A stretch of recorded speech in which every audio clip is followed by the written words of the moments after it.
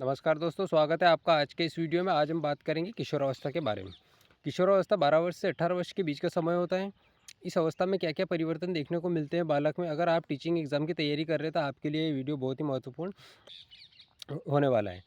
मानव जीवन के विकास की प्रक्रिया में किशोरावस्था का महत्वपूर्ण स्थान होता है। इसे बाल्यावस्था और प्रौढ़ावस्था के मध्य का काल या संधि काल कहा जाता है। ये अवस्था 12 से 18 वर्ष के बीच की होती है। मानव जीवन की इस अवस्था को कठिन व्यवस्था माना जाता है। व्यक्ति के जीवन में एक साथ इतने परिवर्तन आते हैं कि वह असहज हो उठता है। वह उसे समायोजन में कठिनाई का सामना करना पड़ता है। एक मनोवैज्ञानिक है स्टैनले हॉल ने किशोरावस्था की अभी परिभाषा क्या बताई है। उन्होंने कहा किशोरावस्था को क्या कहा, किशोरावस्था बड़े संघर्ष, तनाव, तूफान तथा विरोध की अवस्था है। क्या कहा है, किशोरावस्था बड़े संघर्ष, तनाव, तूफान और विरोध की अवस्था है। किशोरावस्था वह समय होता है जब किशोर अपने आप को वयस्क समझने लगता है, लेकिन वयस्क लोग उसे बालक समझते हैं। वह परिस्थितियों में समायोजन नहीं कर पाता है। उसके संवेगों व आवेगों के में परिवर्तनशीलता होती है। शारीरिक परिवर्तन इतनी तेजी से या तीव्रता से होता है कि वह समझ नहीं पाता है। फलस्वरूप वो भयभीत, क्रोधी और चिड़चिड़ा सा हो जाता है। वह स्वतंत्रता चाहता है, परंतु बड़ों की आज्ञा उसे माननी पड़ती है।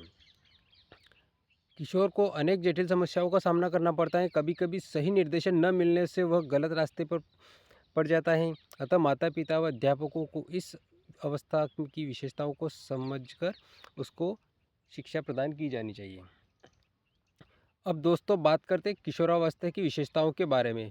तो किशोरावस्था की क्या क्या विशेषता हैं, इसके बारे में चर्चा करेंगे। तो किशोरावस्था में की विशेषताओं के बारे में बात करते हैं। तो किशोरावस्था होती में किशोरावस्था में बालक में समाज सेवा की भावना जागृत हो जाती है। जीवन निर्माण की तरफ चलने लगता है। काम शक्ति की परिपक्वता इस उम्र में आते आते काम शक्ति परिपक्वता बढ़ने लगती हैं। दाढ़ी मूछें आने लगती है, उसमें यौन अंगों का विकास भी होने लगता है। स्वतंत्रता व विद्रोह की भावना, ये भी इसकी विशेषता है। स्थिरता व समायोजन का अभाव होता है।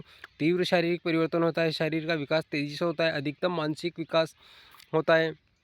मानसिक विकास भी इस अवस्था के दौरान तेजी से होता है। और व्यवहार में विभिन्नता, बालक दूसरों के साथ भिन्न भिन्न तरीके से व्यवहार करने लगता है। व्यवसाय का चुनाव, इस अवस्था के अंत तक बालक अपने जीवन के लिए व्यवसाय के संबंधी चुनाव भी करता है। अब बात करते हैं किशोरावस्था संबंधित समस्याएं। कुछ विशेषता होती है तो कुछ समस्याएं भी होती हैं। तो समस्या के बारे में बात करेंगे। समस्या किस प्रकार की, असुरक्षा। बालक अपने आप को स्वयं को असुरक्षित समझने लगता है। इस अवस्था के दौरान बालक अपने आप को असुरक्षित समझता है। यौन संबंधों से समस्या, यौन अंगों का विकास होने के कारण बालक अपने इस अवस्था में यौन संबंधों से संपर्क में आने लगता है। व्यवसाय संबंधी समस्या आती है इस अवस्था के दौरान। मानसिक उलझन है, मानसिक रूप से बालक उलझा हुआ रहता है किशोरावस्था में। शारीरिक परिवर्तन बहुत तेज़ी से होता है, ये भी एक समस्या है। स्वतंत्रता संबंधी वो अपने आप को स्वतंत्र चाहता है, बाकी समाज और परिवार के लोग उसे स्वतंत्र नहीं रहने देते हैं। आत्मसम्मान व स्वयं को सिद्ध करने की समस्या, ये भी एक समस्या है। आत्मसम्मान, स्वयं को सिद्ध करने की समस्या, समायोजन की समस्या, धार्मिक रीति रिवाज में अविश्वास होता है उसका। अब बात करते हैं किशोरावस्था में शिक्षा का स्वरूप कैसा होना चाहिए, किस प्रकार की शिक्षा बालक को प्रदान की जानी चाहिए।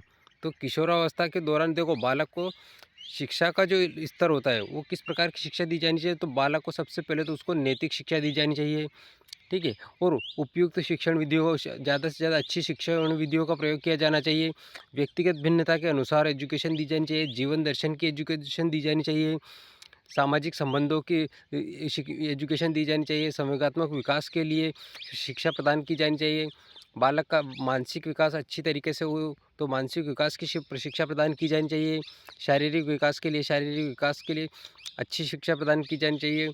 उसको अच्छा खान पान दिया जाना चाहिए। किशोर निर्देशन, उसको अच्छे सही मार्गदर्शन दिया जाना चाहिए। किशोर के महत्व को, उसके महत्व को मान्यता दी जानी चाहिए। और उसे यौन शिक्षा दी जानी चाहिए। इस प्रकार से बालक में शिक्षा का स्वरूप जागृत किया जाता है। अच्छी शिक्षा प्रदान करके बालक को समाज में अच्छा सभ्य इंसान के रूप में उभारा जा सकता है। अब इससे जुड़े कुछ और तथ्यों के बारे में बात करते हैं। देखो, फैक्ट नंबर 1, 12 से 18 वर्ष के बीच की अवस्था अत्यंत जटिल अथवा साथ ही व्यक्ति की शारीरिक संरचना में परिवर्तन देखने को मिलता है। देखो, 12 से 18 वर्ष की अत्यंत जटिल अवस्था होती है और इसमें शारीरिक संरचना में तेजी से परिवर्तन देखने को मिलता है। किशोरावस्था वह समय होता है, दूसरा पॉइंट, किशोरावस्था वह समय होता है जिसमें बालक बाल्यावस्था से परिपक्वता की अवस्था की ओर उन्मुख होता है। तो बालक इस अवस्था में आते आते लगभग परिपक्व होने लगता है और परिपक्व हो जाता है। तीसरा पॉइंट, इस अवस्था में किशोरों की लंबाई व भार दोनों में वृद्धि होती है, साथ ही मांसपेशियां भी वृद्धि होती है। इस अवस्था में बालक बालिकाओं की लंबाई, भार और मांसपेशियों में तेजी से वृद्धि होती है। चौथा पॉइंट, 12 से 14 वर्ष की आयु के बीच के लड़कों की अपेक्षा लड़कियों की लंबाई, मांसपेशियों में तेजी से वृद्धि हुई। देखो, 12 से 14 साल के बीच में लड़कियां की लंबाई और मांसपेशियां तेजी से बढ़ती हैं, लेकिन 14 वर्ष के बाद 14 से 18 वर्ष के बीच के बाद लड़कियों की तुलना में लड़कों की मांसपेशियों और उसके शारीरिक विकास तेजी से होता है। बात करते हैं अगले पॉइंट की। अगले पॉइंट क्या है?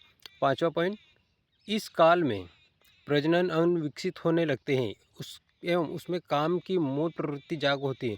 इस देखो, किशोरावस्था में आते आते सेक्सुअल उसका जो प्रोग्राम है वो डेवलप होने लगता है। तो इस काल में क्या होता है कि उसके जनन अंग होते हैं, उनका तेज़ी से विकास होने लगता है और वो काम प्रवृत्ति उनकी जाग जाती है। इस अवस्था में छठा पॉइंट, इस अवस्था में किशोर दुश्चिंता यानी दुविधा, स्वयं से संबंधित सरोकार मतलब का भाव रखते हैं। मैं कौन हूँ, मैं क्या हूँ, मैं कुछ हूँ जैसी प्रबल इच्छा, प्रबल भावना का विकास इस अवस्था में होने लगता है। अपने आप को साबित करने का भाव इस अवस्था में आने लगता है। बात करते हैं सातवें पॉइंट पे, तो इस अवस्था में किशोर किशोरियों की बुद्धि का पूर्ण विकास हो जाता है। देखो, किशोरावस्था के दौरान बालक बालिकाओं का बुद्धि का विकास पूर्ण हो जाता है, उनके ध्यान केंद्रित करने की क्षमता बढ़ जाती है और स्मरण शक्ति बढ़ जाती है, याद रखने की शक्ति बढ़ जाती है, उनमें स्थायित्व बढ़ने लगता है, स्थायित्व आ जाता है। बात करते हैं अगले पॉइंट की, तो इस अवस्था में मित्र बनाने की प्रवृत्ति बालक, देखो इस अवस्था में आते आते मित्र बनाने की प्रवृत्ति का विकास होने लगता है।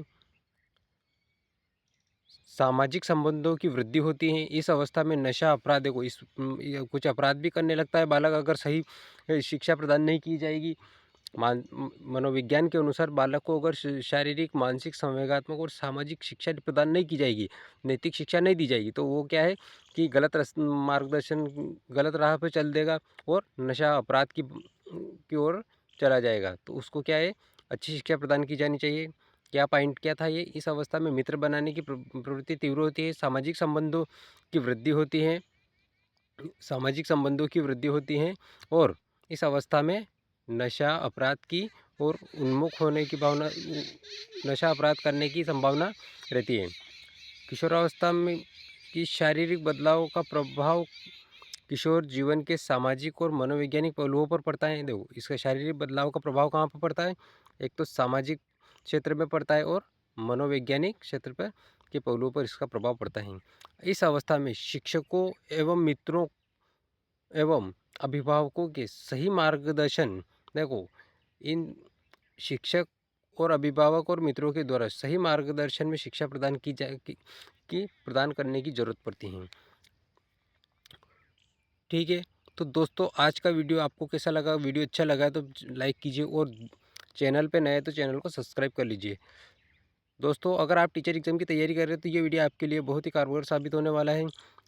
अगर आप टीचिंग एग्ज़ाम की तैयारी करें, चाहे वो प्राथमिक शिक्षक वर्ग 3 की हो या किसी भी स्टेट लेवल की एग्ज़ाम हो, आपके 1 या 1-2 नंबर इस वीडियो से आपको मिलना तय है, क्योंकि किशोरावस्था से एक न एक क्वेश्चन तो पूछा जाता ही जाता है।